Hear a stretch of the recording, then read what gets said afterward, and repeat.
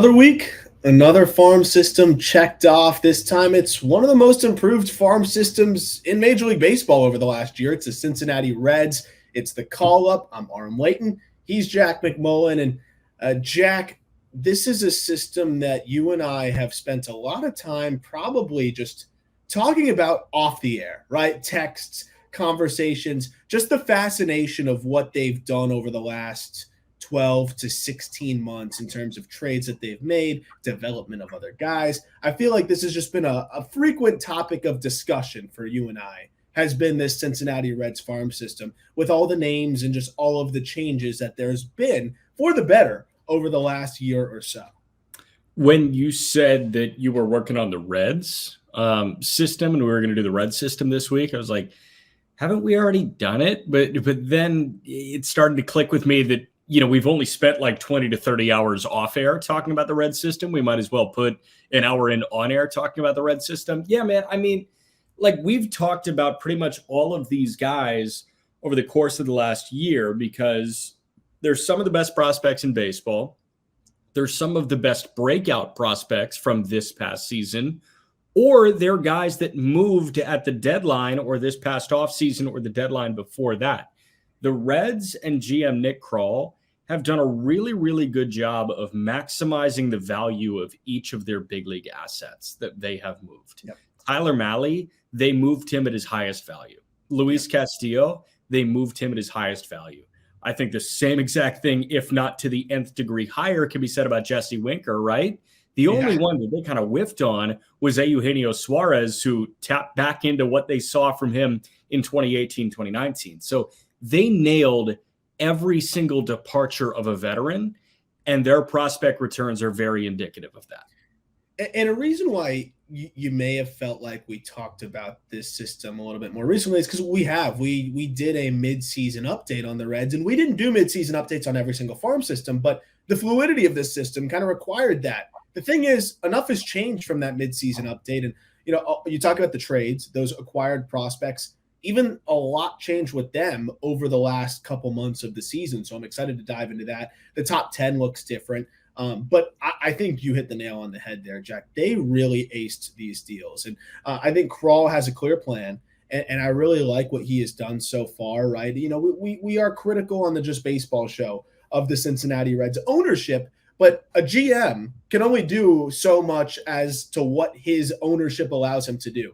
And for Krall, you really got to be perfect. We always talk about the Tampa Bay Rays. You got to maximize value. So they maximize the trade value going out, like you mentioned. And you got to hit on your prospect returns because every asset is that much more important to you when you're operating under, let's just be honest with it, like a B-level amount of money, a B-level payroll. And I would say if we're talking about it in a Major League Baseball scheme of things, as you make a funny face, it's more of a D or an F level of money in terms of what's being invested into this organization. And it's like, we always use the Premier League soccer or like the professional soccer analogies. It's like that third or fourth tier soccer team. You got to do everything right to be able to compete with those first division teams. And the Reds seem to be on their way to doing that. And I'm excited to talk about which of these prospects we feel like can kind of help push them over the top as they get to the final stage, I feel like, of this rebuild. I feel like we're at, if it's a 5-year plan, I feel like we're entering year 4, if that makes sense, even though it hasn't been that exact timeline.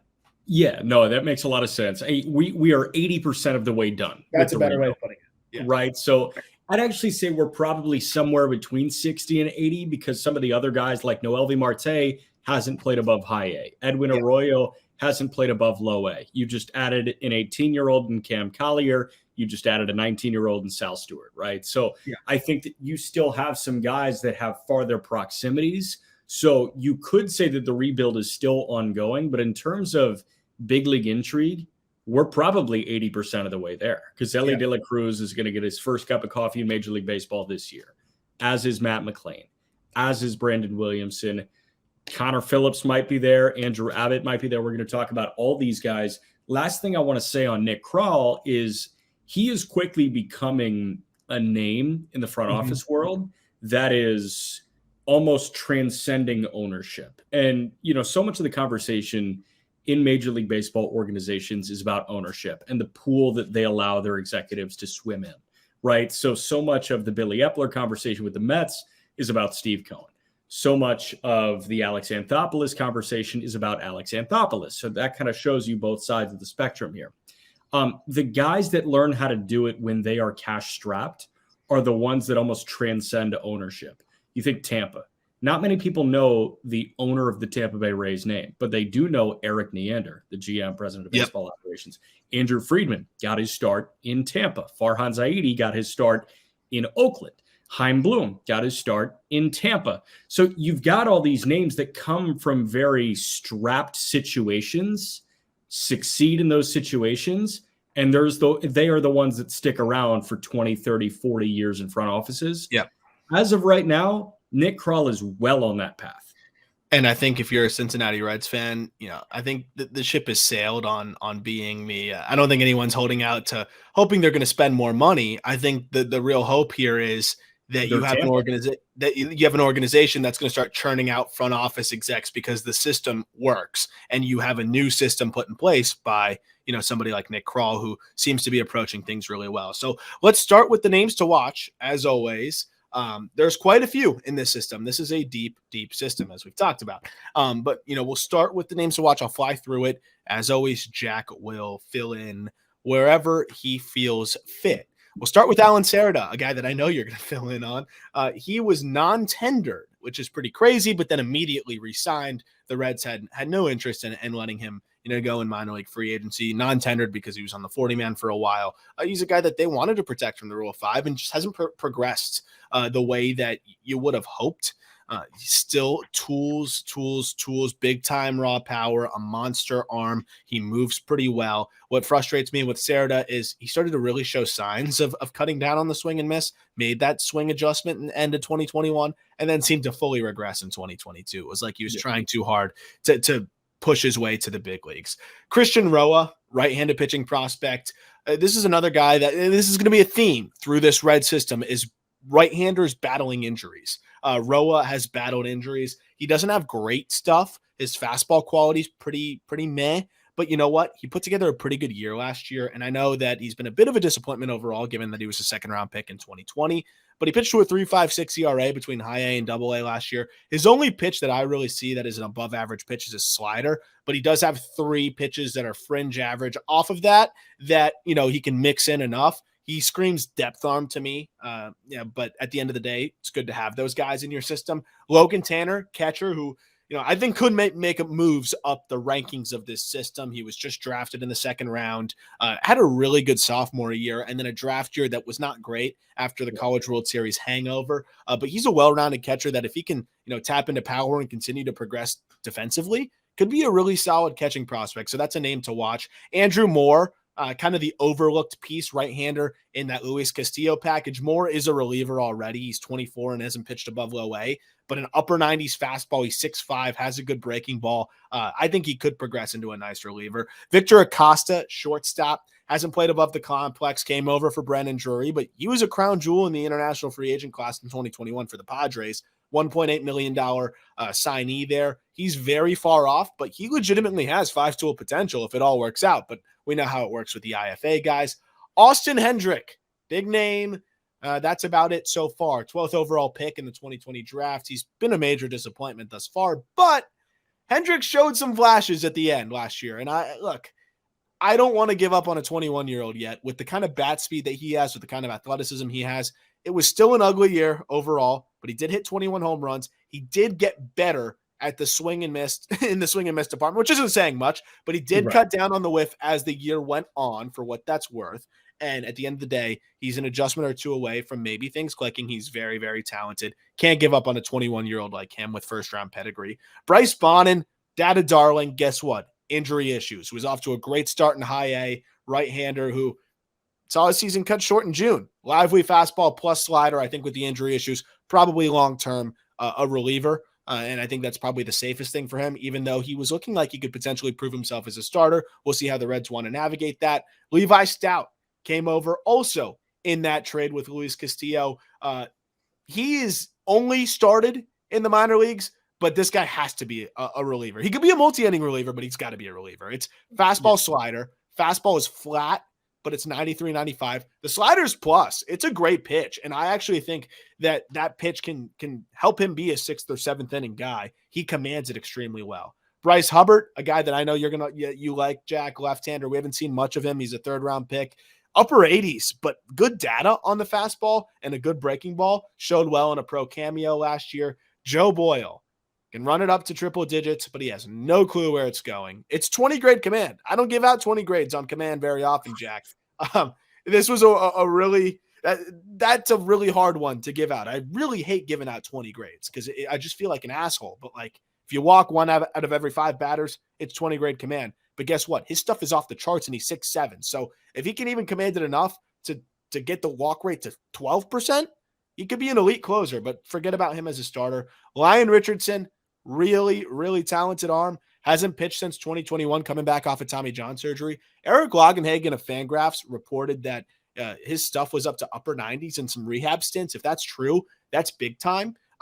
He's got a really nice pitch mix. He's still just 23 years old. He had some success in the lower levels before going down, and he's got 5 viable offerings. He could be a really well-rounded back end of the rotation starter. Finally, Jay Allen. He is a really athletic player that hasn't tapped into power yet. Very aggressive assignment that was tough for him to handle. I think he's going to get, another look in high A. And if he taps into even average power, he's an above average runner. He can play good center field. His back to ball skills aren't bad. He's very raw. And I think if we're patient with this guy, he could be a really, really solid player when it's all said and done. Again, got to be patient. He is very, very raw and never really focused on baseball throughout his amateur career. And then Steve Hadger, left-hander who's got great stuff. Sometimes it looks really good. Sometimes it looks really diminished. It's because of the shoulder issues that he's had on and off. Not bad enough to fully put him on ice for a year, but enough to where you see the velo fluctuate, the stuff fluctuate, and he would miss a couple starts here and there. He came over in that Tyler Mahle deal.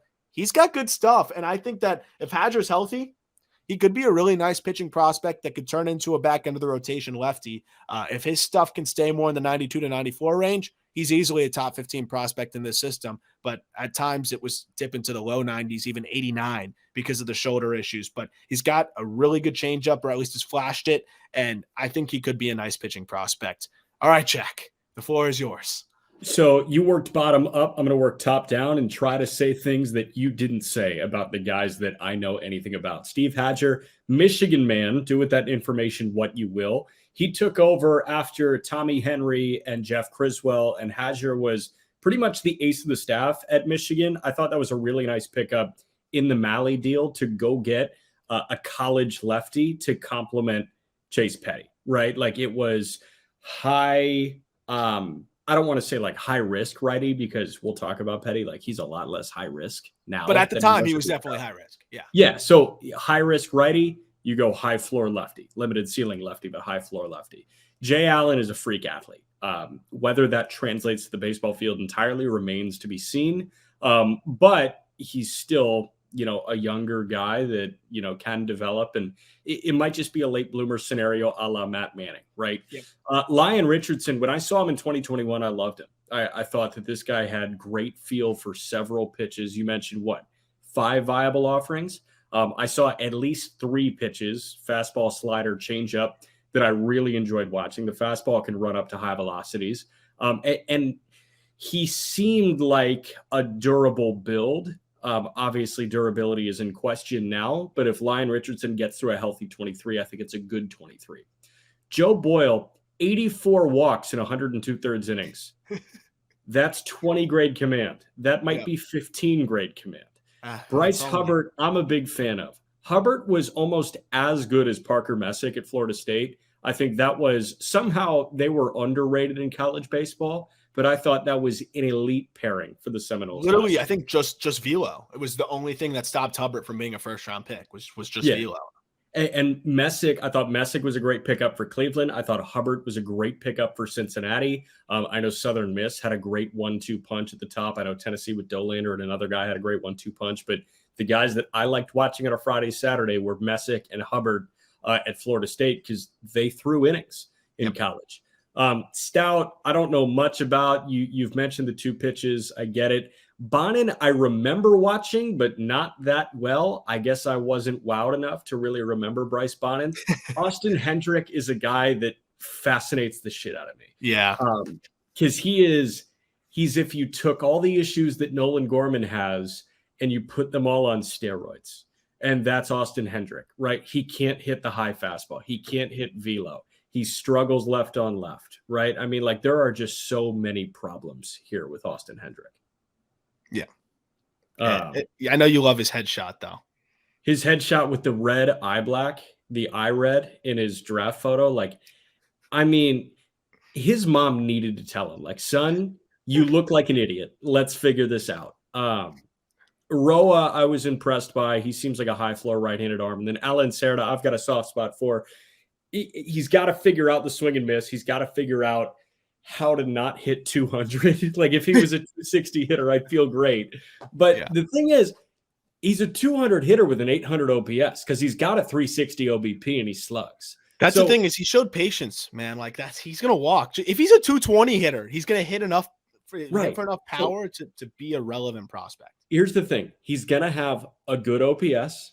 He's going to play great defense, and he's going to steal bags. The problem is he strikes out, and he hits 200.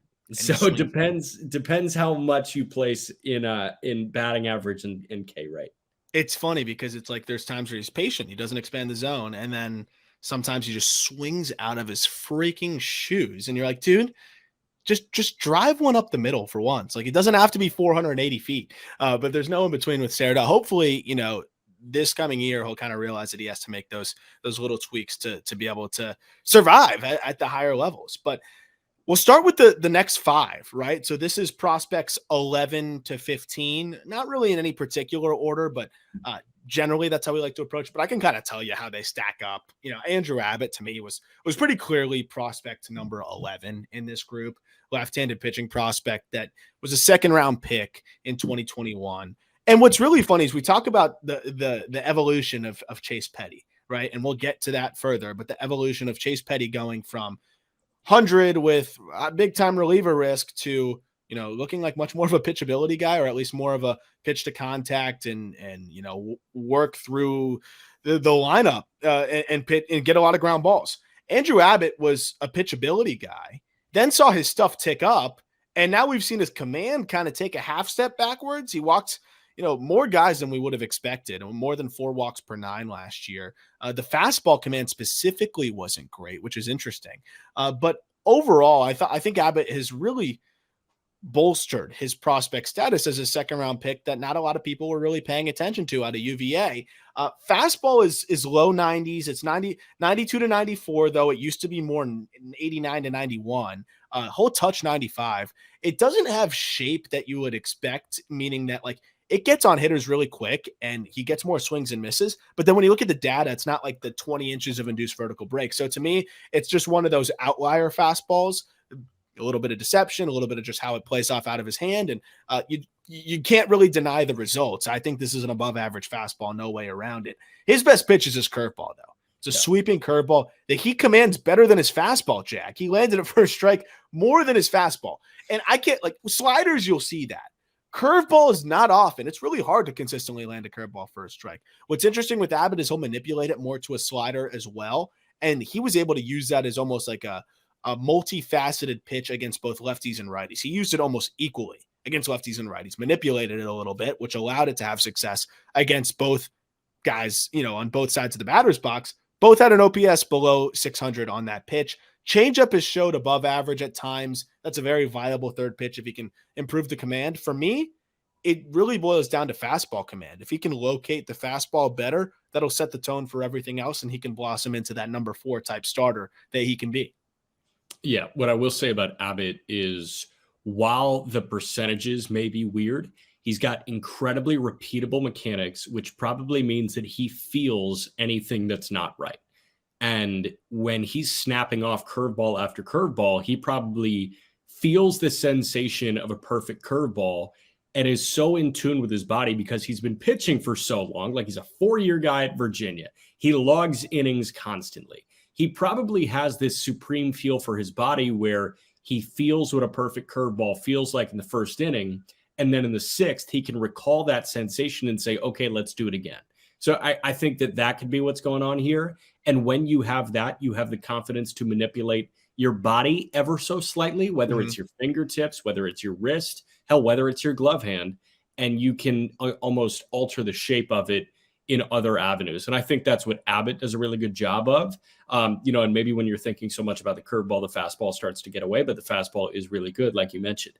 He's walking some more guys than I was expecting him to. Right? That's all in the fastball, man. Like it got worse as the year went on. He landed the fastball for a strike around 60% of the time. It's not great. Numbers got to be higher. Yeah.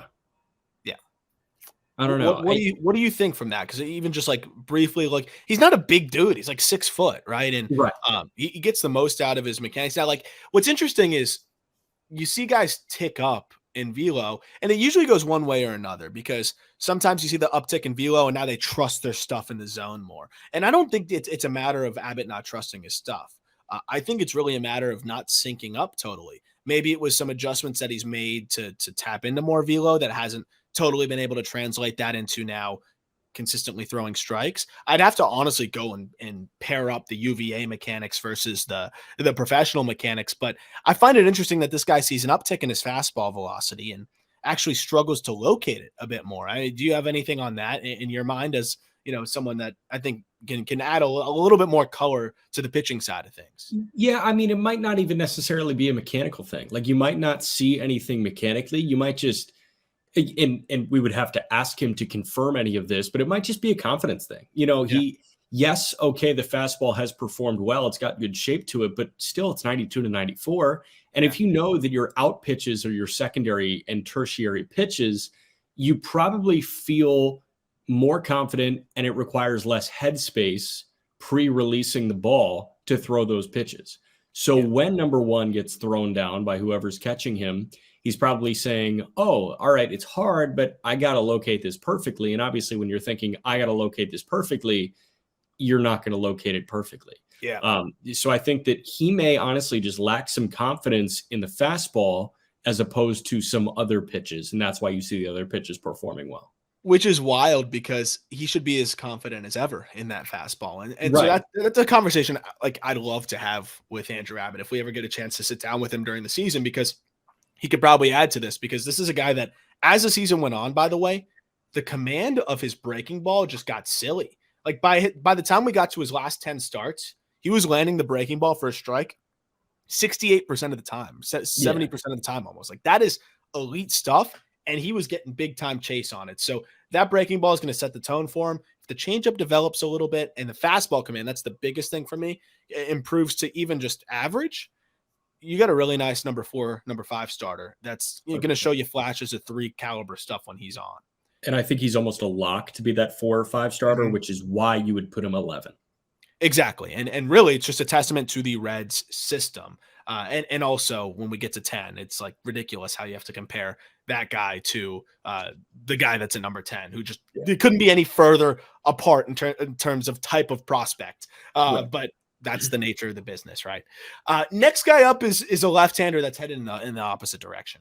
And it's been pretty wild. We've talked about it a little bit, but Brandon Williamson, he's still a top 15 prospect in this system based on pedigree, based on the fact that he carved up Double-A in 2021, right? Like this is a guy that actually shoved in Double-A in 2021, then saw his stuff just diminished across the board. I don't know if it's more concerning or less concerning, Jack, that his velo is the same. So we saw his fastball velocity literally to the decimal point exactly the same, but we saw his average RPMs, which is going to directly impact the life on the fastball, down more than 100 RPMs across the board on all of his pitches. His average induced vertical break, which is the life on the fastball, down multiple inches, which is 3 inches of induced vertical break. To lose that on your fastball, I've never really seen that. I don't have a lot of reference points, but I can just tell you I've never seen that, especially when there's not a change in velocity. So it's very, very bizarre to me. And guess what happens? We're talking about zone confidence, Jack.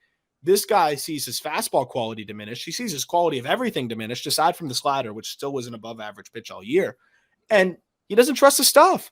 What's he start doing? He's nibbling. So now all of a sudden, this guy's walking more hitters than we've ever seen. To me, I don't know if there's been a more impressive tightrope act in 2022 than Brandon Williamson somehow pitching to a 4.1 ERA between double and triple A, because he walked a ton of guys. He struck out nobody, and he still somehow was able to dance out of catastrophic damage when it comes to the ERA department. But this ain't going to last if he doesn't fix this. So I'm really interested to see how he comes out in 2023. But this is a 6'6" lefty with history of 4 or 3 above average pitches, potentially 4. And now all of a sudden we're looking at 1 above average pitch last year. So I don't really know what to think, man. Yeah, I mean this in a negative way. Like, he didn't have 4.1 ERA stuff. He had 5 or 5.5 ERA stuff, and it wasn't particularly close. No. Which is weird because this almost the same stuff, granted everything was like 100 RPMs up, took him to a 3.4, and he could have been better than that. Yeah. Williamson is he was just such an odd case this past year because he throws like 25 more innings than he did in 2021. He strikes out 30 fewer guys in 25 more innings, and he walks 40 more guys. It was insane what happened. And I watched him. The way that I watched him throw in AAA, the way it made me feel was very, and I sound like I'm at therapy right now, the way it makes me feel. The way that watching Brandon Williams threw made me feel very similar to the way I felt watching Matthew Liberatore throw, where every single fastball that leaves his hand, your shoulders are tensing and your teeth are clenching and you're sucking in. It's that sensation. Like, things may not go well for him right now. And he just didn't exude confidence. It was almost kind of like a Trevor Rogers thing. And they've got very similar builds, like almost similar arm slots. They've got different arsenals, but these are tall, lanky lefties that work over the top.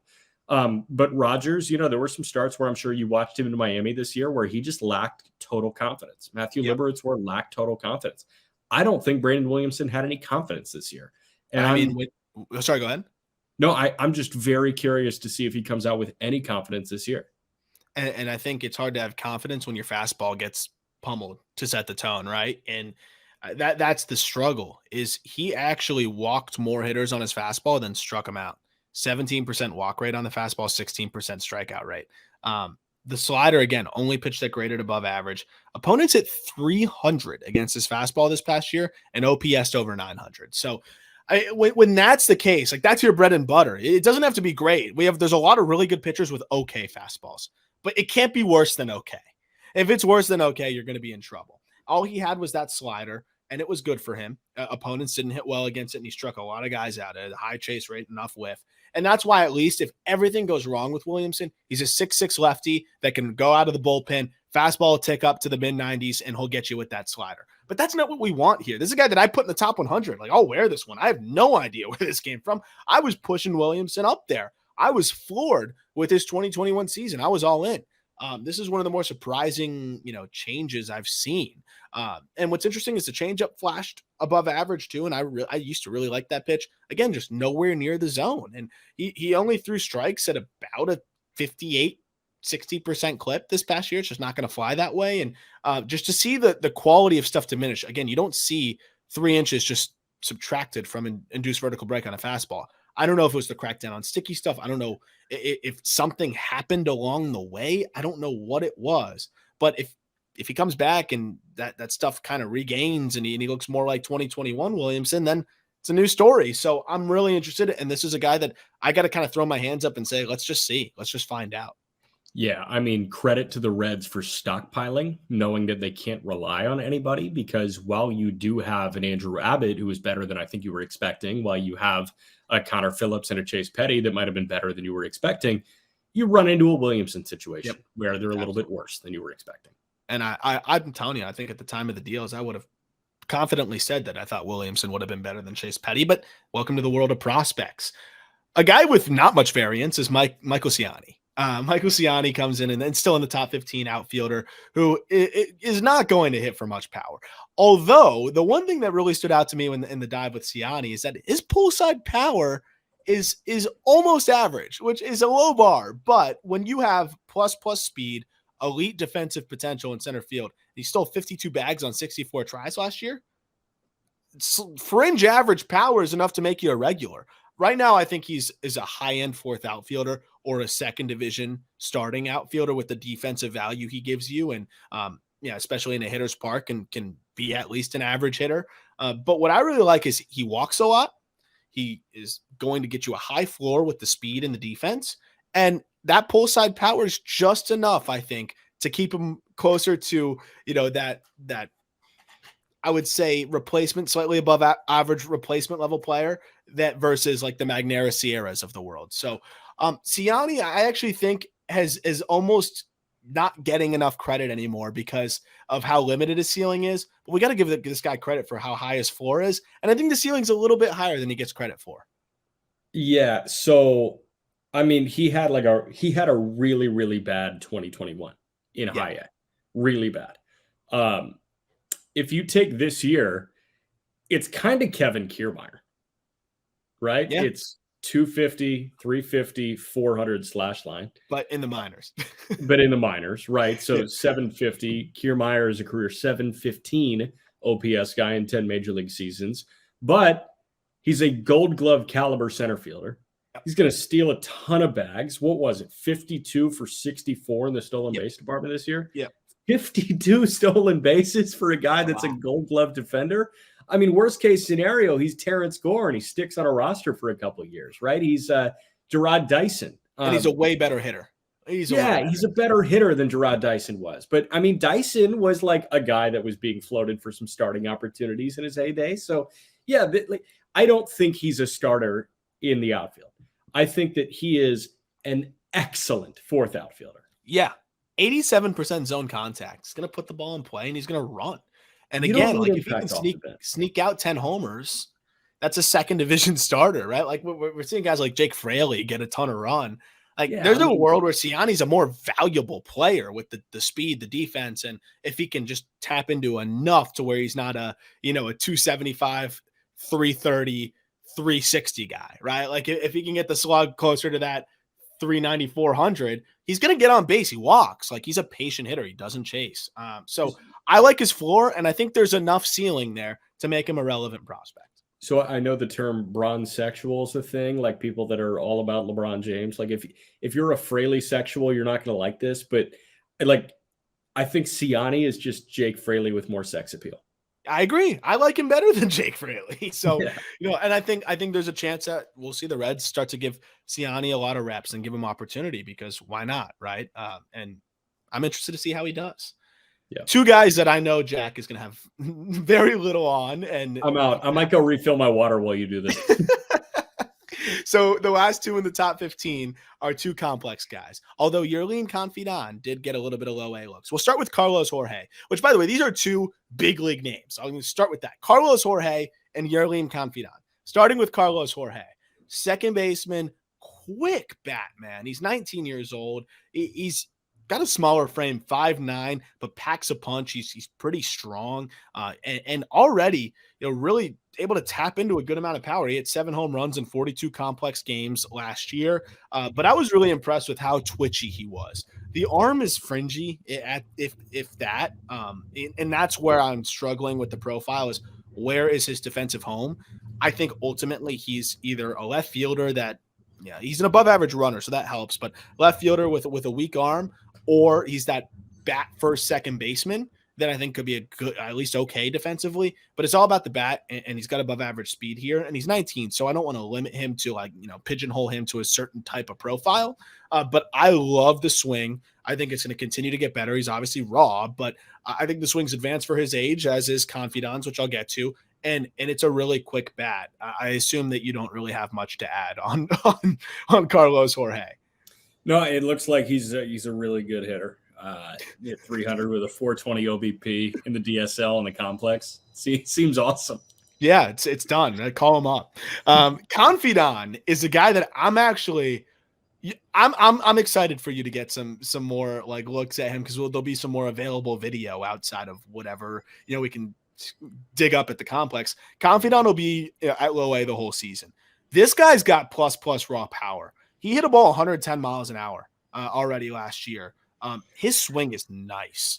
It reminds me a little bit of minus all of the movement pre-swing, but the way that it is just geared for pull side lift is a little bit reminiscent of like a Heston Kjerstad, where it just lives through the zone and his pull side power is immense. Sure, there's going to be some swing and miss, but I actually think this swing is way more advanced than you'd expect from a guy who just turned 20 years old. He won the Complex League MVP by mashing 11 home runs in like 50 something games in 2021, and then held his own in low A in a little bit of a cameo. It was actually 111-mile-an-hour home run that he put up, which again, that is crazy exit velos for a 19-year-old.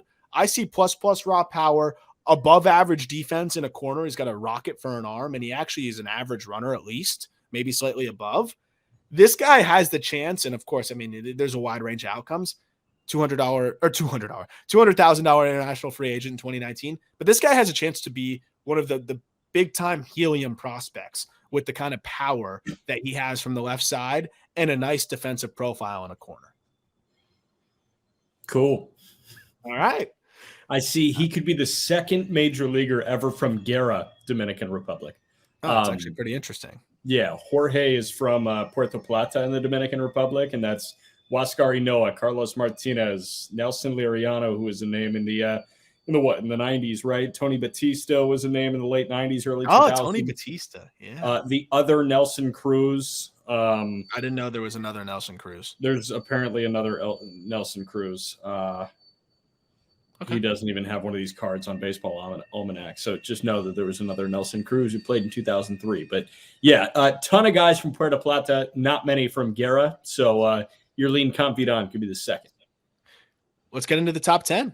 So Sal Stewart checks in at number 10. And this is a guy that, looks have been limited. He's only played a handful of games professionally, but I loved him going into the draft. This was one of my favorite picks. I thought this was a really nice get for them at 32. Big time upside. He's South Florida kid that just mashed through more advanced competition than most high schoolers see on the summer circuit and both in his high school season. Shut out $2.1 million to sign him away from Vanderbilt. He's 6'3", 215 pounds, easy plus raw power. He's pretty much filled out already, but he's already tapping into it. Like I've seen more than enough of him being able to put up some impressive exit velos, in game-like settings, again, in live ABs. I love the way he already controls his body, and I think his swing, similar to Confidant. I think the Reds have a little bit of a system here where we're seeing them, with these high upside, lower level hitters. A lot of them, I think their swings are pretty far along compared to a lot of the other guys that I see. Instead of like tools all over the place, let's hope that the swing comes together. A lot of the complex guys that I'm seeing in this Red system are swing is pretty far ahead, and you're hoping on power, maybe not as many other complementary tools, but I kind of like that because that's the object of the game. And there's already so much variance in these, lower level prospects, these complex league guys, these, at the rookie ball levels or draft guys out of high school, whatever you want to, categorize it. IFA, high school guys, all kind of similar. I like going after the advanced swings, and Sal Stewart's an advanced swing. Yeah. I knew Westminster Christian looked familiar. That's where Sal Stewart went. He was taken, 2022, 2018, Anthony Villar was a name that jumped out, a shortstop. But I said, there's other intrigue, right? MJ Melendez was taken out of Westminster Christian in 2017. Alex Rodriguez, of course, in 93. Noted Gold Glove first baseman and 2004 World Series champ Doug Minkiewicz. And everybody's favorite, former TV analyst and current member of the coaching staff of the Syracuse Mets, JP Arancibia, is also a Westminster Christian School alum. I know he's one of your favorites. But yeah, Stewart looks limited. Love the upside. Well, I'm really excited to see hopefully a full season from him this year. Number 9, a guy who's probably made one of the bigger jumps in these updated rankings. It's Connor Phillips. And Connor Phillips really struggled with the command, but man, dude, this stuff is just too good to deny. And what it boiled down to for me, and we had some GIF issues. So for those watching on YouTube, and by the way, if you're listening on the podcast, please give us a rating. I always say this at the end. I got to start doing it a little bit earlier. Please give us a rating, leave a review. Helps us grow the show immensely and really appreciate it. If you're watching on YouTube, please hit that subscribe button and like the video and help us grow this thing. Just hit 1,000 subscribers on YouTube. Thank you for that. And again, the write-ups are linked in the podcast description for you to follow along and check out the GIFs. No gift for Connor Phillips because our friends at Giphy Cat stalling out today. I don't know what was going on, but it wasn't working. So couldn't pull up the mechanics. I want you to pull up the mechanics while we're talking here because this was something that kind of separated Phillips from being outside of the top 10 to now being, the number 9 prospect in a very talented Red system. I'll start with the stuff and then we'll get to the mechanics and why I think he can improve upon what was, let's be honest, not a good year command-wise. He has ridiculous stuff across the board. It's a fastball that is going to be easily plus. The only reason I don't have a plus grade on it is command. And I think we're too frequently seeing command not baked into these pitch grades, which is frustrating because that has to matter, right? Otherwise, it'd be a no-brainer plus fastball, right? He sits 96 with it. He was 96 to 98 last year, touched 100 with the fastball. Like this is a really, really good fastball. It's just about location. He got a ton of whiffs on it. His slider is plus. It's a presently above average flash is plus. It's mid 80s sharp. And when he locates it, I mean, it is impossible to hit. Curveball above average, really solid pitch, plenty of swing and miss too. And then the changeup is way off. I mean, he might even scrap that eventually and then try to separate the two breaking balls a little bit more. But I mean, dude, this 3-pitch mix of the fastball, slider, and curveball is really damn good. It is. It's really, really good. And, I've loved watching Connor Phillips. There are not many iffy command guys that I truly love watching. The way you bypass that is by having elite stuff. And that's why Dylan Cease has become an all-time watch for me. Because yes, while he does struggle with command more than anybody at the major league level, what he does stuff-wise is absolutely crazy. I'm not saying that Connor Phillips is Cease. I'm not saying that he has the ability to sniff Cease when it comes to stuff. But what I am saying is this guy has 97 that can live really well at the top of the zone. He can snap off an excellent slider, and he's got a pretty good curveball that he's working on. Yeah. Mechanically, everything works towards home plate until he gets tired, I think. The way he looks early in starts and the way he looks later in starts are pretty different guys. Mm-hmm. And I don't have the numbers in front of me. I don't even know if you can confirm, but I bet you the bulk of his walks come later in game because at the beginning of the game, he is working downhill. He's working mound to plate. He's finishing in line with home plate. He's falling off to the first base side a lot. He's very inconsistent with where he plants, and you see that more later in starts as he works through. So I bet you it's just a matter of building up and building up and building up. And he's a young guy. He's 21 years old. A 23-year-old is going to be better at staying true to their mechanics in the 6th inning than a 21-year-old.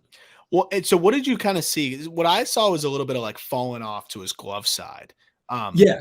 I mean, what I love is that you hit on some really important points here. Is this is a guy that I don't think is that far off from making the tweaks that he needs to make to at least have averaged or close to average command. And he doesn't, like you said with Dylan Cease, we're not comparing him to Dylan Cease, but that's the gold standard of elite stuff. And the command still isn't even totally there for Dylan Cease. And he's a Cy Young runner-up. Right. I want you to answer this question, because I know this was one of the surprises for you in the rankings. Were you expecting the command or the mechanics to be more erratic than they were? A little bit. Yeah. A little That's bit. Good. Because I was too. But the more I watched, I'm like, man, these really aren't bad. And I think he can get it to where it needs to be. And he showed flashes. I don't have the first time through the lineup and whatever, but he had some starts where it was dynamite. Lights out, didn't walk that many guys. So he showed us flashes of what I think he can be, which is a top 100 arm, no doubt. I think he had a couple of 10 strikeout games. I think he ran it up to 12 or 13 punch outs in a start at least in high A. But I mean, this guy, he's a lot more mechanically sound than I was expecting him to be. And also there's nothing that gets away from him at any point except for the landing. Like I just think his weight is working glove side. It's falling off first base side after he plants. So I think if he's able to channel some of that like exhausted energy and put it towards making a concerted effort to finish towards the plate as opposed to the first base side, that could solve a lot of late inning command issues. 100%. And I think he's got number 3 upside, top 100 prospect upside if he can make those tweaks. 21 years old, very important note as well. So at 21 years old, this guy's got a lot of time to figure it out and already has some action at the AA level. So I'm excited to see what Connor Phillips does this upcoming season. But I think he could be an absolute force if he can, at least get that command closer to 40 grade than 30 grade. Let's get to a big time masher at number 8, and that's Christian Encarnacion-Strand. This dude had a season of all seasons when we talk about just power output. 32 home runs in 122 games. He was part of that return for Tyler Mahle. And what I love about CES is it didn't really matter where he was, right? Like he was in high A, hit a bunch of home runs there. And he gets traded. He's in AA, hits a bunch of home runs there. And I don't know if he was traded, split up between high A, and that's where he was on 2 different teams, but it didn't matter. He was technically on 3 different teams and just continuously hit bombs. This is really easy 70 raw power. But what I love about it is that it is already directly translating into games. This guy backspins baseballs as well as anybody. And by that, I mean, he lifts the ball and he lifts the ball with carry. Part of that's because he has a 106 mile per hour, 90th percentile exit velocity, which always helps. The other part is that he just has the feel to backspin baseballs. 13 home runs of at least 420 feet, Jack. You don't see that very often. And what I love even more so is that he really improved his defense at third base. Biggest concern for him is that he can get a little long at times. And that's part of the reason why he generates so much leverage. So it's a catch-22. But that's really the only thing is he could get tied up by running fastballs in on his hands, 2-seamers that would tie him up a little bit. High velo would affect him a little bit, but he doesn't miss mistakes. He doesn't miss fastballs left over the middle. And I mean, he pretty much hit home runs against all types of pitches. The one issue is just getting tied up by velo a little bit. And I think that's something that will leave him exposed to higher strikeout rates. But if that's his biggest weakness, I still think he'll hit enough home runs and be powerful enough to be a productive big leaguer. Yeah, 100%. If you didn't know his name and I didn't know his name, this was a name that you learned in May of this past year because he started so well. And I mean, he was top 10. For some reason, the research portal isn't populating for me right now. But for some, like he was top 10 in almost every power category. And you think of the guys like Mervis and Vaughn Brown and Moises Gomez and Alexander Canario and Michael Bush and Will Brennan.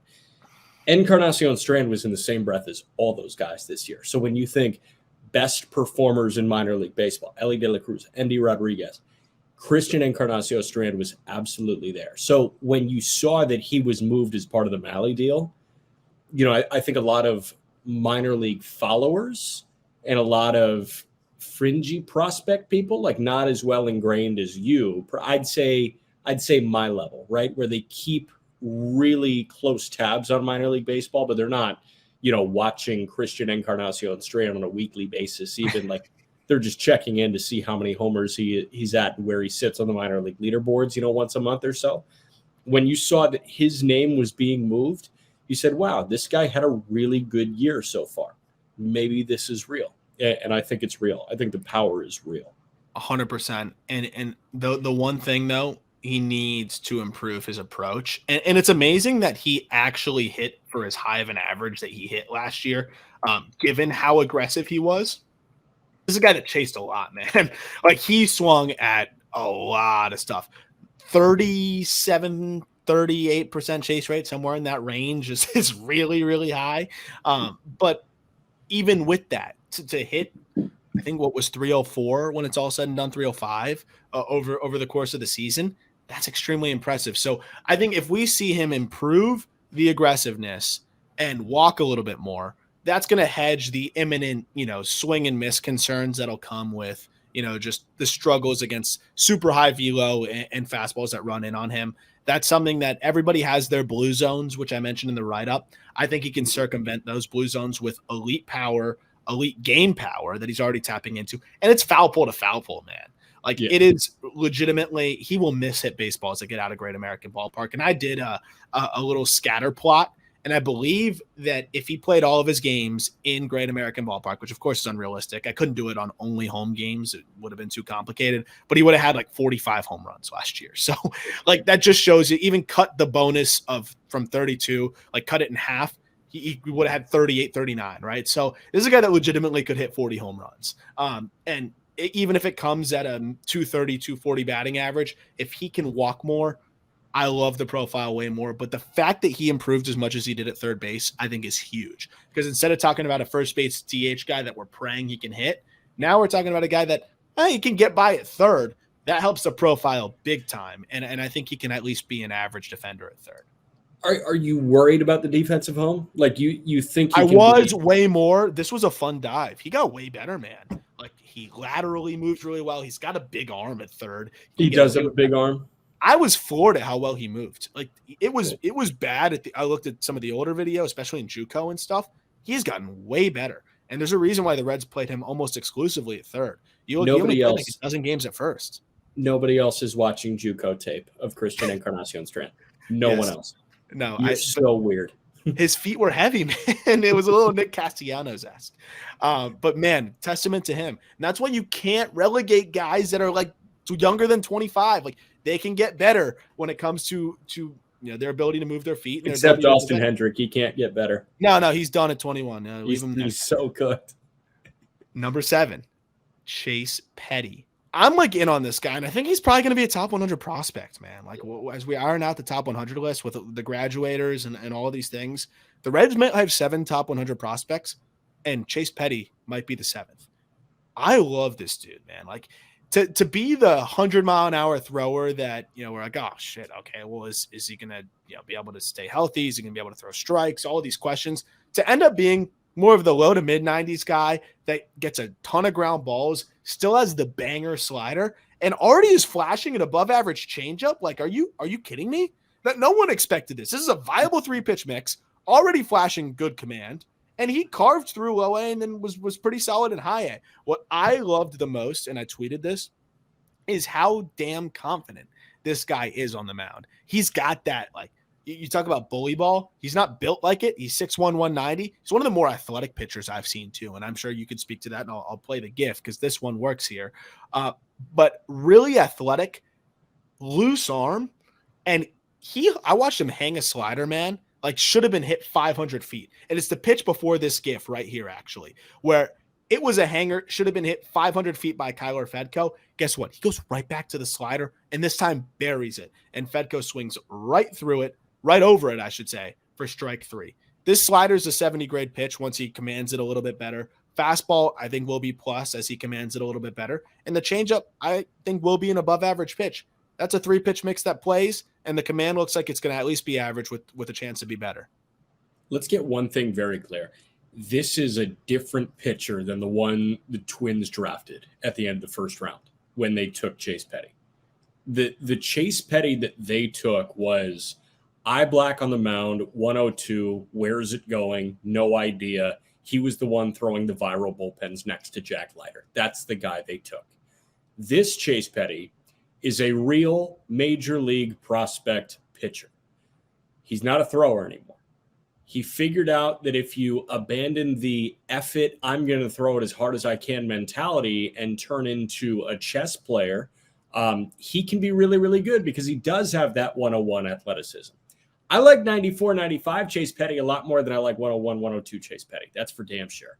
I love that you highlight this pitch. I saw your tweet about it, right? It shows, that foul ball and the coulda, shoulda, woulda face that the hitter has. And all of a sudden, Petty goes right back to it because he learned from his body on that last one. Yep. What did I do that wasn't right? Let me go make it right. That's what athleticism does for you on the mound, because you have the ability to slow your mind down and follow each little movement that your body makes, and you can feel the change tangibly. Guarantee you, Chase Petty, if he did remember this 2-pitch sequence, he can tell you exactly what he felt physically from pitch number 1 to pitch number 2. And that, my friends, is how a pitcher is born. And I bet he remembers it, Jack, because like you said, I didn't even think about it from that lens. I thought about it from the lens of confidence. But you think about it, and I think this is even more important than confidence, ability to adjust between pitches on the mound. We're talking about a 19-year-old here, right? This is not a big leaguer, a vet here. It's a guy in his first pro season, really, that is adjusting between pitches. And what I also love is his changeup is his third pitch and distant third. And I think he's closed the gap drastically. And now it's not too far behind as a third pitch.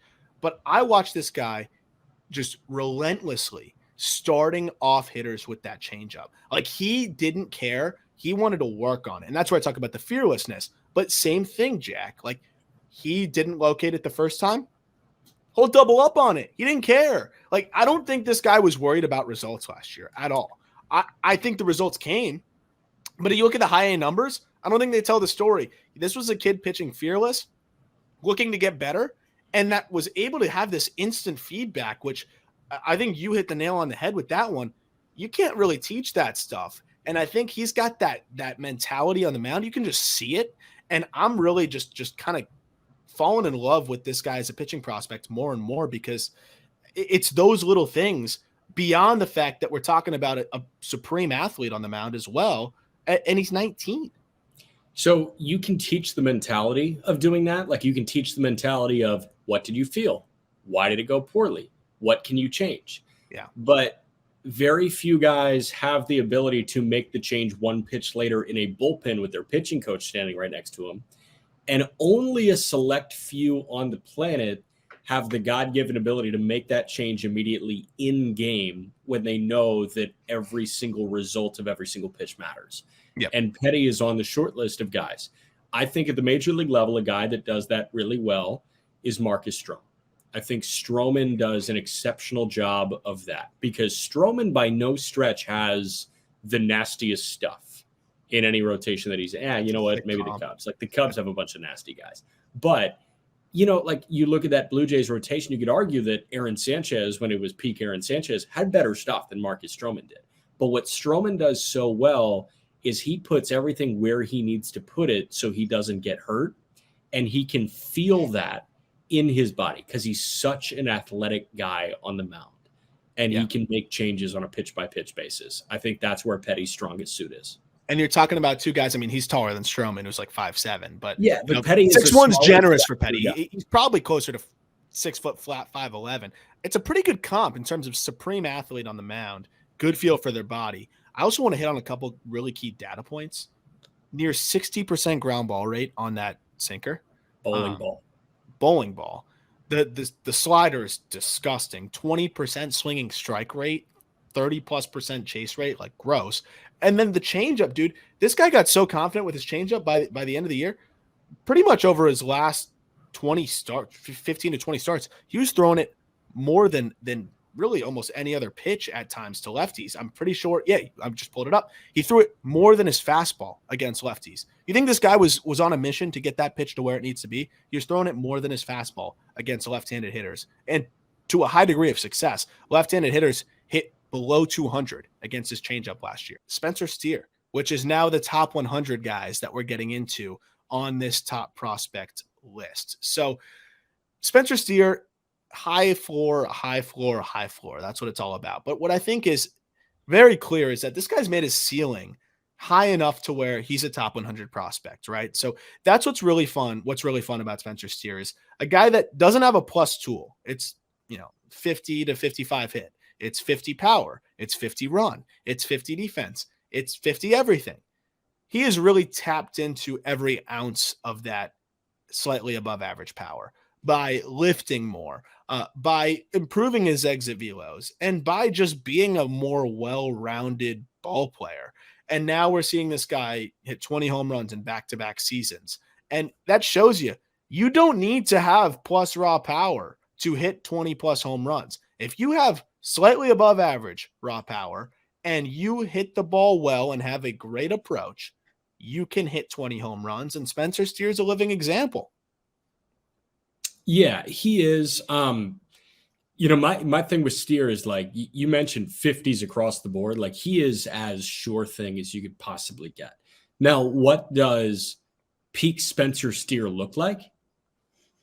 I don't know. Is it that exciting? Not necessarily, but you need a Spencer Steer on your team.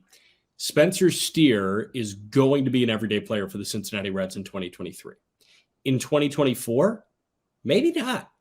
In 2025, maybe not. But that's okay. Steer can be a utility, super utility guy for Cincinnati. He can fulfill a valuable role, or he can turn into a trade chip, because while you have guys at each position that Steer plays with a higher ceiling, you're not going to find anybody with a higher floor than Steer at any of those positions.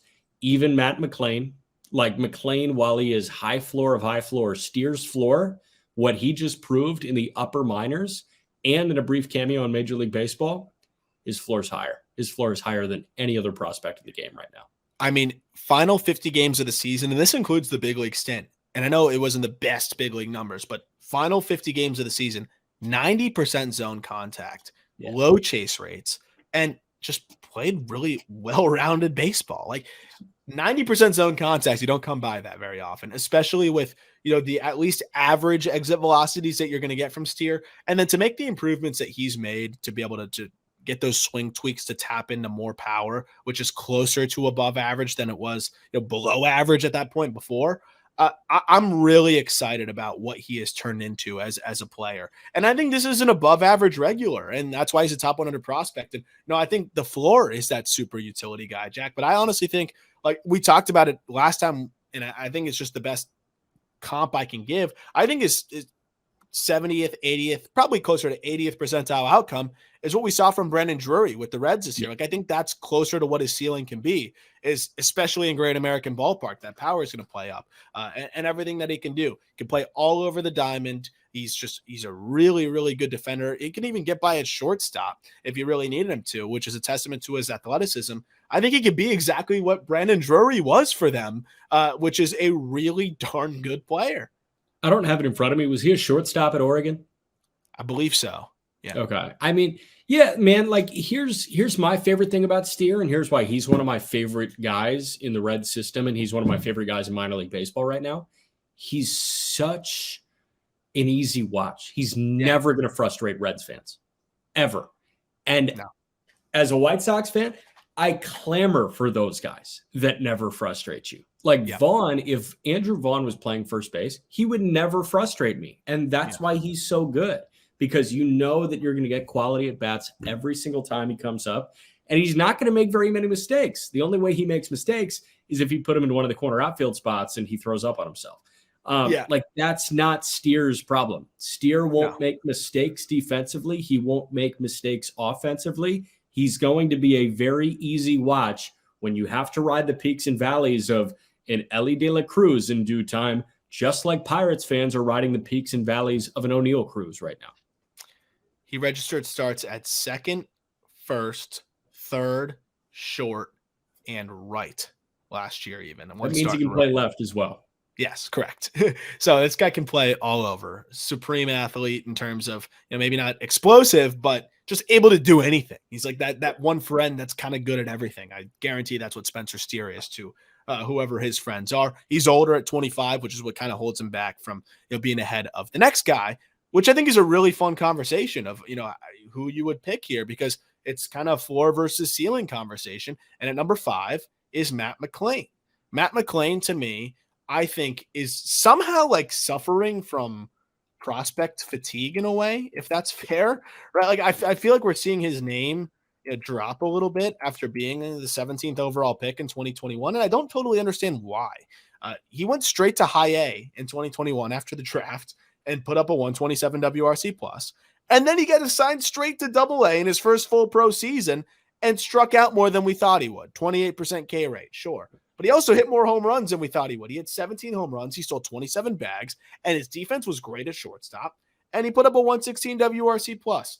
I'll get into why he struck out because this was actually a really fun dive for me, and really unique case here. And sure, is the hit tool closer now to 40/50 with the hope on the high end than the 50/60? Sure, but the power is better. The staying power at shortstop is more legit, and this is a guy that's a clear plus runner. I don't know why people are souring on Matt McLain, who's still very clearly a top 100 prospect for me, and still very clearly a really, really good prospect overall. He was a 22-year-old last year who was in his first full pro season, put up an above average year in Double-A. Perception is he's 27, right? Yeah. And the fall league. I mean, the fall league is why people are cooling on him a little bit. He had 20 bad fall league games. I forgot about that. Okay. Yeah, I mean, McLain, like you would think the guy's 25 with how long this guy's name has been around, right? He was a first round pick in high school, and then he was a first round pick at a UCLA, and he was a high profile guy at a high profile program in college. And, he came out guns blazing in Dayton, right? He was immediately get out of college and go to high A and rake. And then you start the year in high A and rake. And then you go to double and you struggle a little bit. So I don't want anybody to think that just because he struggled in his first taste to Double-A, that means he's screwed, because he's not. I also am not sure if his game has changed entirely like the grades are showing right now. Like, would you be more sold that he's a 40 hit guy or a 50 hit guy? No, I think he's going to be a 50 hit guy, but he's presently a 40 hit guy. Yeah. I mean, do you think that he is a 55 raw guy, or do you think he's a 50 raw guy? I think that was the one I actually sat thinking about more than I'd like to admit. I think he's going to get to the 55, but it's interesting because the exit velos aren't crazy, but they're still a tick above Steer. And I'm like, okay, well, if Steer's a 50, then he's got to be 55 because it's a tick above that. So, right. So my thing is, I think it's more likely that he's a 50 hit, 50 power guy, as opposed to a 45 hit, 55 power guy, or a 40 hit, 60 power. Oh, guy. Absolutely. Absolutely. And I'm with you on that. And what's really interesting is I did the dive. For me, it was not about whiffs. It was approach. And specifically on fastballs, his swing decisions were bizarre. I watched so many at-bats where first pitch fastball right down the middle. And then second pitch elevated fastball that he fouls off or swings through. And then he'd take third pitch fastball down the middle. I'm like, what's happening? So his chase rates are low. So you think, oh, he walks a lot and he's got a good approach. He walks a lot. That's good. He doesn't expand the zone on breaking balls. I think he's got a good approach on breaking balls. It seemed like high spin fastballs was something he just wasn't seeing as much maybe in the Pac-12, and it just kind of caught him by surprise in Double-A. And high spin fastballs are the biggest difference in Double-A. And that was something that was a lot for him. And I think he was just really struggling to lay off of the high fastballs, would get in his head a little bit on heaters, and then start taking them down the middle. Like, it was really wild to see how many first pitch fastballs that he was taking down the middle. He only swung at 10% of first pitches. That's really low, especially for a guy that has the ability to put bat on ball like he does. That's why I think he's going to be a 50 hit to a guy. I just can't give it to a guy that has the approach issues that he has. Poor swing decisions, but doesn't chase. You don't see that very often. You have like a Venn diagram. It usually wouldn't work out the way that it is with Matt McLain. And I think he's going to improve that. If he was swinging through fastballs down the middle, I'd be more concerned. But he's swinging through fastballs at the letters that are borderline strikes and then taking pitches that he should be hitting. That's what I really see right now, and I think that's a very fixable issue. He's not chasing the breaking balls, which is why he's walked a lot. He needs to just really kind of shore up the approach. Staying power at shortstop, added impact, in-game power is better, and I think he's going to be a 20 home run guy, which helps a lot because I still believe he's going to be an average or better hitter. So this is a really good player with plus speed that can stay at short or play whatever position you want him to. Everything we said about Spencer Steer, re-envision that with plus speed. That's what I think Matt McLain is ultimately going to be with a little bit more time to develop the hit tool side of things. What's his zone contact right now? zone contact on Matt McLain Because was you not mentioned as, last 50 games is 90% for yeah, Steer. I know that's the craziest part. Like Steer is closer to a 60 hit tool, if we're going to be honest. Like after what we saw last year, McLain is closer to 80% zone contact. This was the only thing that I pushed back on you pre-record was, you sure McLain over Steer? And you make the great argument, right? It's, you give McLain more time. Like, he's pretty much 2 years younger than Steer. If you took 23-year-old Spencer Steer and compared him to Matt McLain right now, you'd get laughed out of the building. Correct. So let's give Matt McLain a year and a half and see where he's at. And I think it's going to be better than Spencer Steer. And I think he's going to be in the big leagues before a year and a half. So that's what, and that's what we had that conversation before we recorded. And I asked you, if I told you, hey, you have a year and a half to 2 years for Matt McLain to be better than Spencer Steer, how would you feel about that? And you'd say, what was your thoughts? My thought was like, yes, I probably do feel better about that. And I mean, that's the proximity conversation, right? It's like, yes, I feel better about McLain being better than Steer in a year and a half. But right now, I think Steer's the better player. So yeah, like I don't envy you for having to rank these guys. Ultimately, an above average season at AA was just enough proximity and the very clear swing decision alteration that needs to be made. I think you can make that change. I think that's something that will come with more ABs. Yeah. Number 4, a guy that definitely needs more ABs, but I'm really excited to see what he's going to do. One of the main pieces alongside Noelvi Marte in that Luis Castillo deal, Edwin Arroyo, shortstop, played in low A, 19 years old, switch hitter. This guy's really good, man, in terms of the defense. I think he's a plus defender, ultimately at shortstop. I think he's going to blossom into an above average hitter. While the power is fringy, like average raw power, he taps into every ounce of it by lifting the ball really well. I mean, this is a guy that uses every ounce of his body. You look at his setup, it's an open swing, like an open stance, really stacked in the back leg, really athletic swing. And he gets into every ounce of his lower half to tap into that power. It's just the consistency there of syncing everything up. But he lifts the ball well. He gets good carry. And I think this is somebody that's going to at least have average power with above average speed and plus defensive ability at shortstop. It's a really nice prospect as a switch hitter. Yeah, 100%. He's so young. So, like, obviously I don't have the looks of him as I do of McLain and Steer and the guys that we're going to get to here as well. But Arroyo, what were his stolen base numbers this past year? Like, they were pretty excellent. Really good. I believe he stole, and I have it right here, 25 bags on 31 tries. Yeah. So, that's kind of my thing. Like, is he a 55 runner? You've got 55 on him right now? He's not, yes. By run times, yes. Okay. But he's a good base stealer. Got it. Yeah, I mean, like Arroyo, he just seems like almost what Noelvi Marte isn't, right? It's if you put them together, ooh.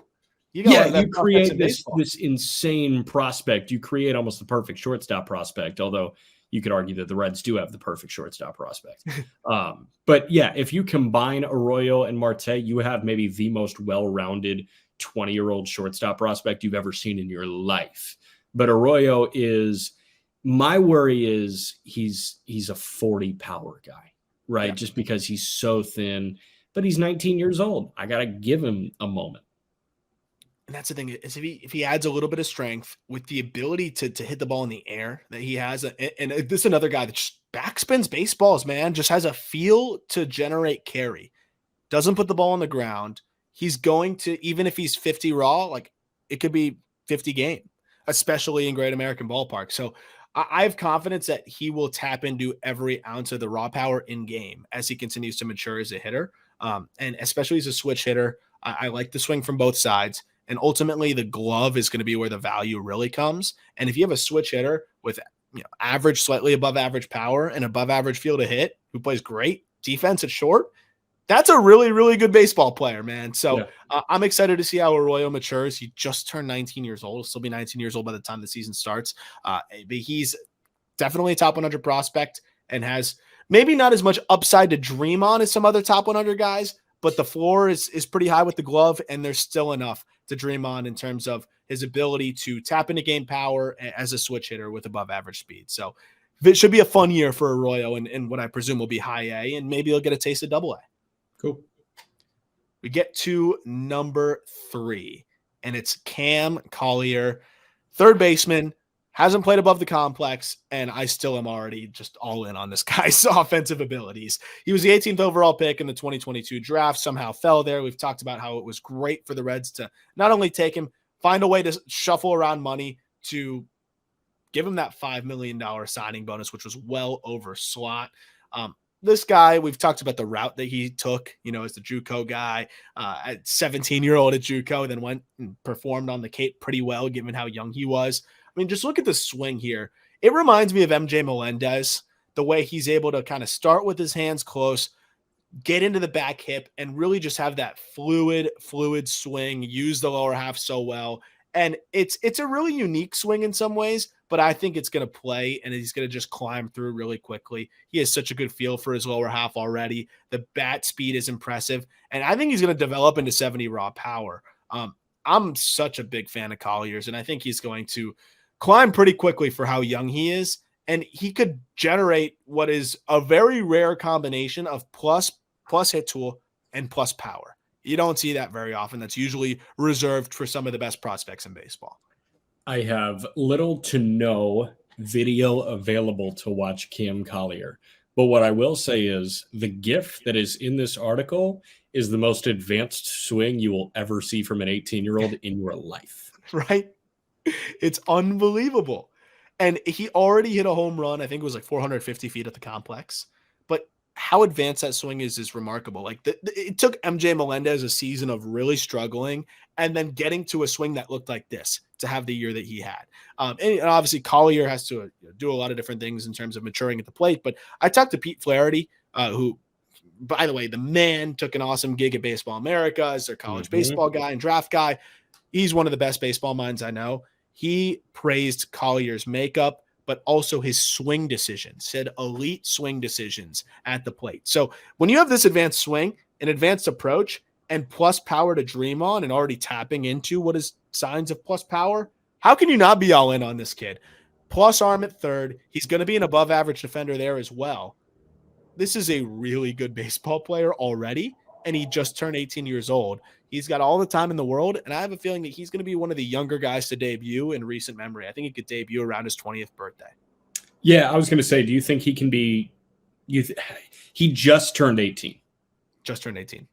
Okay, so his entire age, he'll be 18 for the entirety of this year.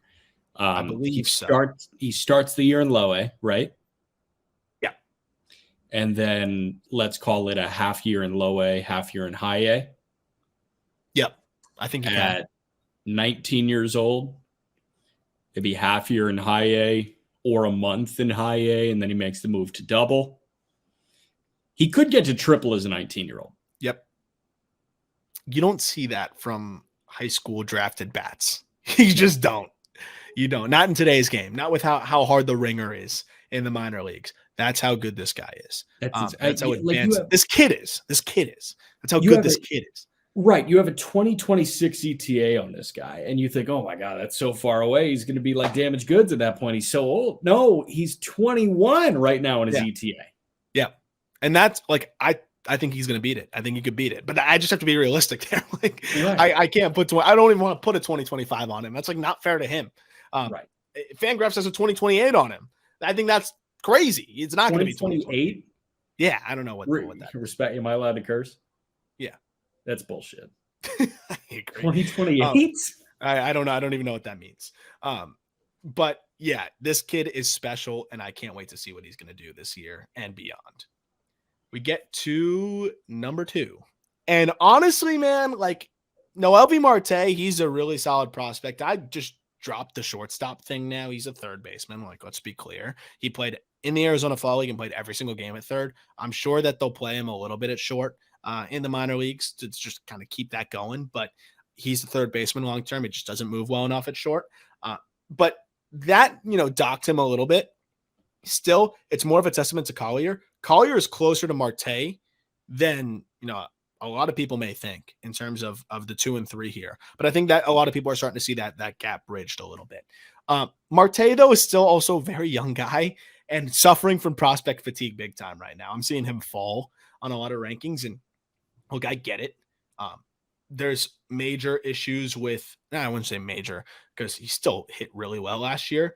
And we can pull up the stats, but there's a guy that is just really needs to work on using the whole field. He is out and around everything. And I specifically pulled this GIF, and I hate to do my man Jackson Wolf dirty because I love Jackson Wolf, but this GIF here, and for those that are listening, it's a fastball that is 87, 88 miles an hour.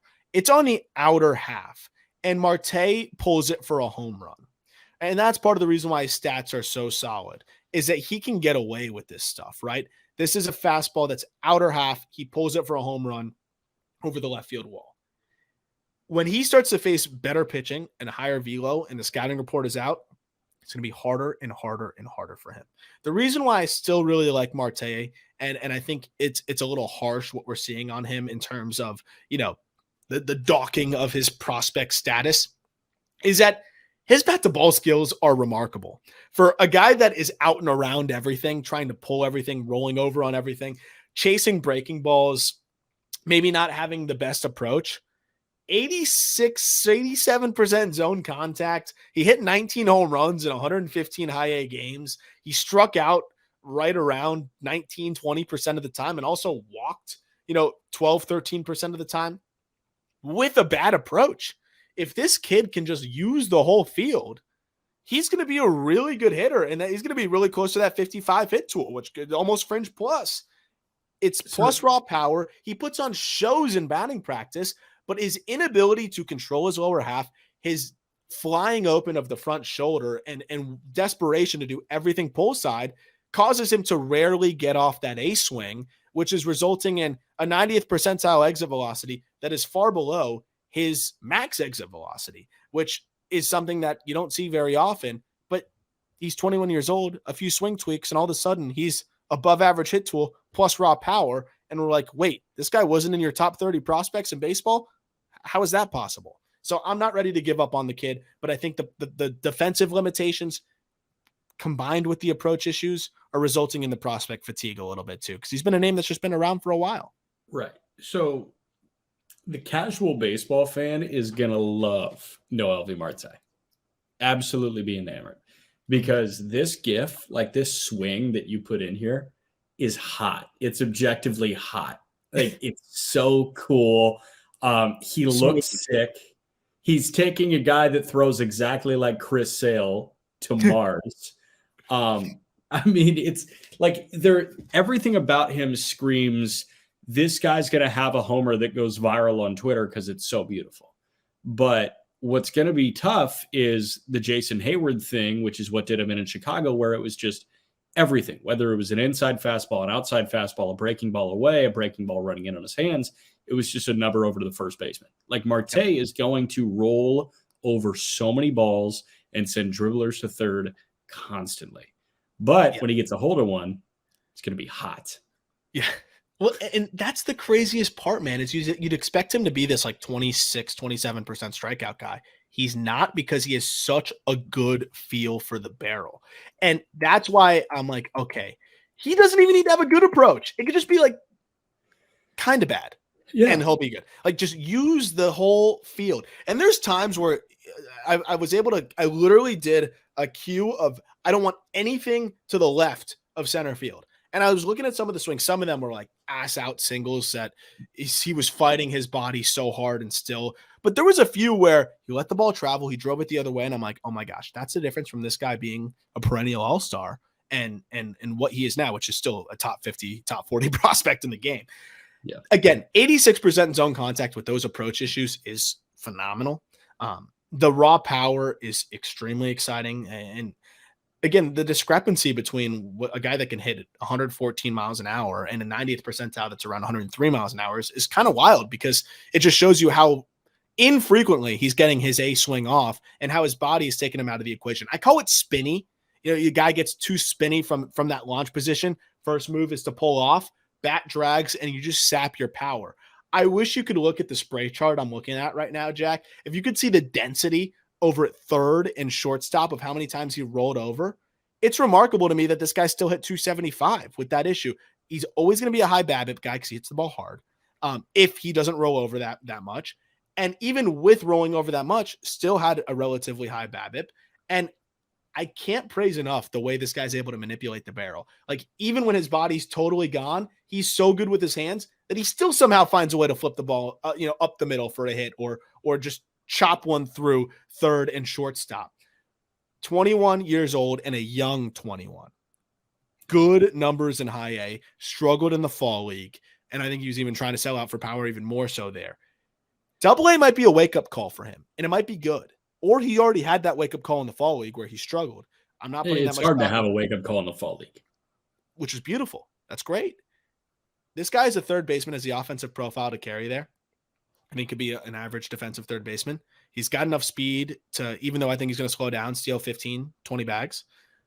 I really do think that this guy's going to hit enough. And I think he's going to be a blend of an average hitter, even if the approach doesn't totally come around, and plus power. That's going to play in Great American Ballpark. Just please hit the ball the other way. I'm begging Noelvi Marte. It's similar to the Ozzy Albies stop hitting from the left side and just hit righty. Like, if Noelvi Marte can just go the other way a little bit, that hit tool is fringe plus. But that's the one thing that's holding him back right now. 100th percentile outcome. Do you think he can be a homer? Do you think he could be a 30 homer guy for the Reds? 100th percentile outcome. He's 280, 360, and 30 bombs. Damn. That's how good the bat to ball skills are. When you want to talk about 100th percentile outcomes, what's the 100th percentile outcome of our number one prospect for the Cincinnati Reds? Elly De La Cruz. Yeah. Can I do like the quick briefing and then I let you follow for this one? Do whatever. It says the floor is yours, my friend. 5 words.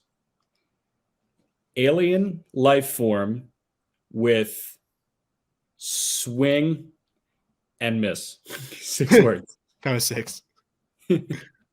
Yeah. Anything else?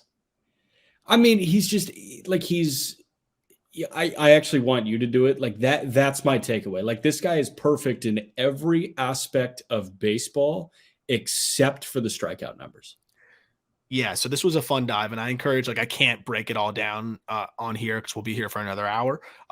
This was one of the longer write-ups you'll see on any prospect I've written up. So, go over to that link in the description and you can go see it. Really interesting case here of, first of all, 80 raw power, that he's 70 present, but this is a wiry guy that I think could add 20 pounds of muscle and you wouldn't even notice it. That's how much projection there is on his frame. So easy 80 raw power when it's all said and done. This guy's a 90th percentile exit velocity of 108 miles an hour. That's best in the organization. No one's sniffing that. This guy has a disputed 500-foot home run. I don't care. Okay, then there's another one that he hit 490 whatever feet. And I promise you, I think by the time it's all said and done, he'll have a 500-foot home run under his belt. The interesting part is, talk about a guy with no semblance of an approach, really, but it got better as the year went on, just purely on natural ability. And we could go back to the first time I texted you about this guy, and I'm like, dude, I dug in some old video. This guy might be the freakiest player I've ever seen in my life, but he looks like he has no idea like what's going on the baseball field. And it just is slowly progressed. And you can see a guy that's worked really hard. Reports are that he's worked hard on his English. He's worked hard on his defense. He's worked hard on his approach. He's worked hard on his swing. So intangibles off the charts. Can I say real quick that working really hard on your English is like a telltale sign of these guys' work ethic?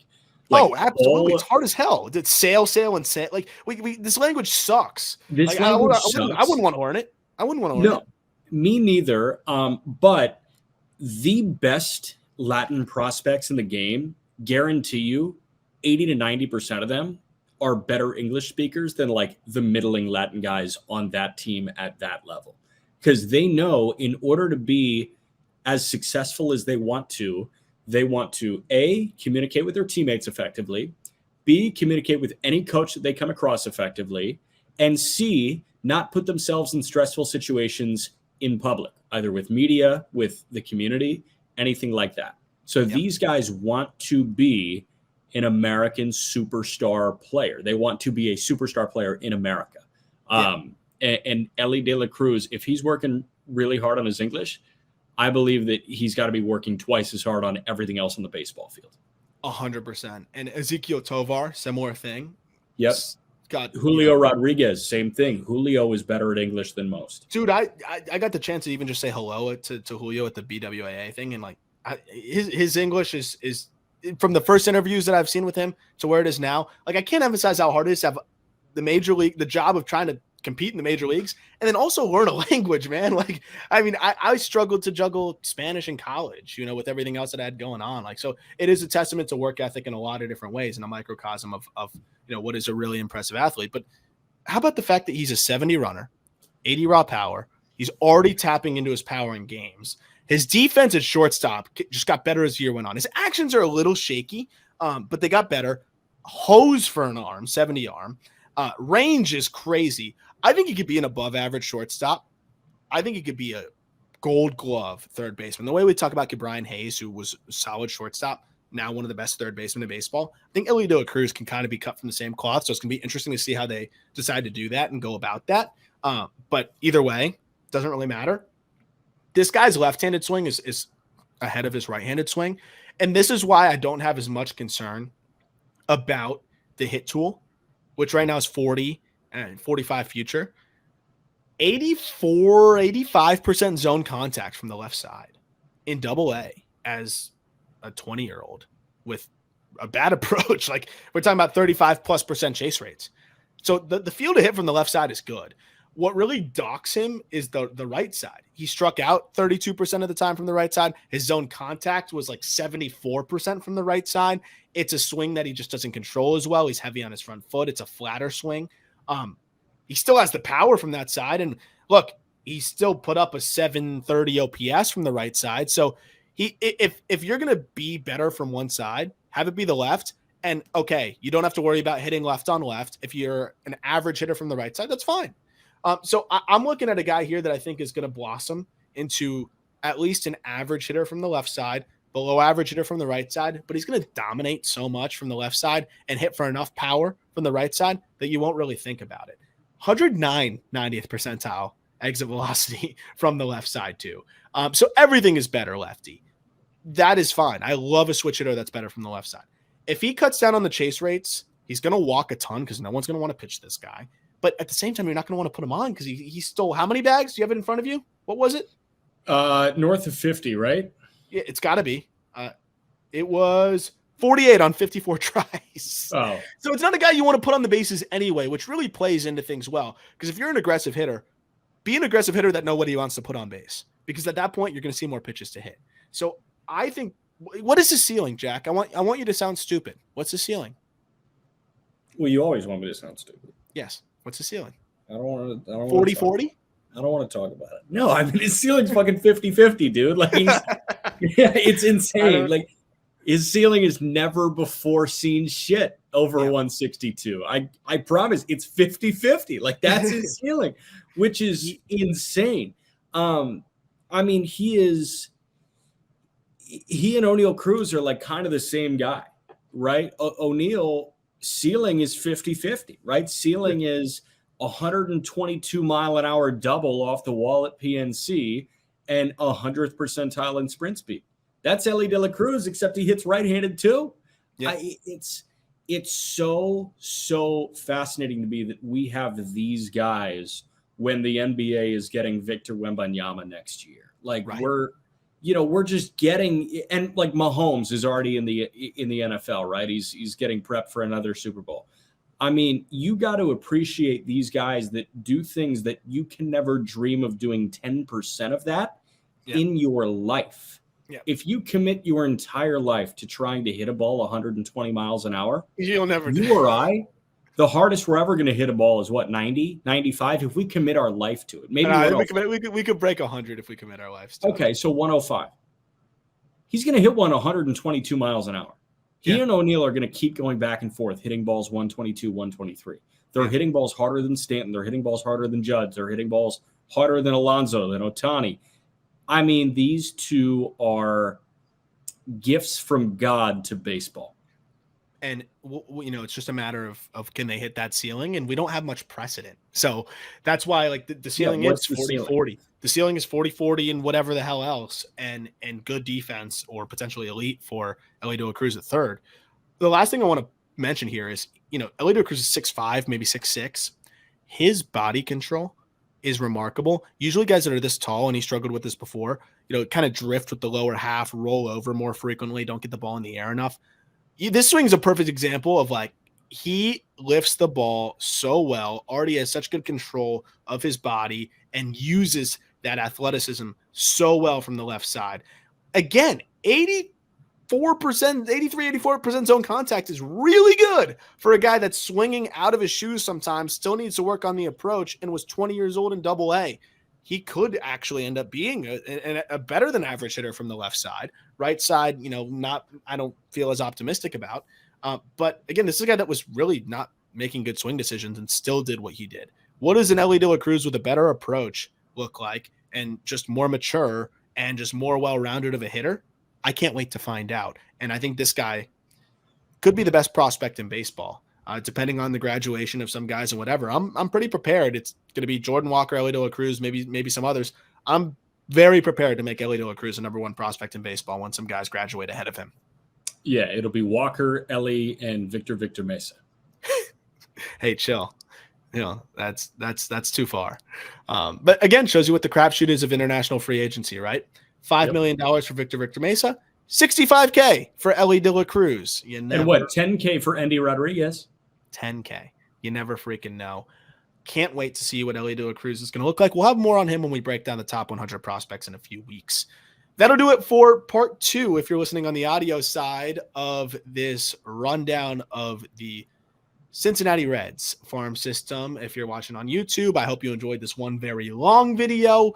We'll have more farm system breakdowns coming for you next week. A redraft coming up very soon, and an interview potentially with a really exciting pitching prospect that I know you will enjoy. So plenty ahead. Make sure you subscribe, whether it's on the audio side or video side. Any final thoughts, Jack, as we call it an episode? This is a crazy, crazy farm system. I think it's one of the best in baseball. It's the Dodgers, the Guardians, the Orioles, and probably the Reds.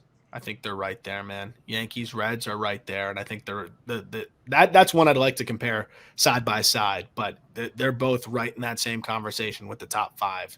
And that's why this took us over an hour and a half. So that'll do it for this episode. We look forward to talking more prospects with you later this week.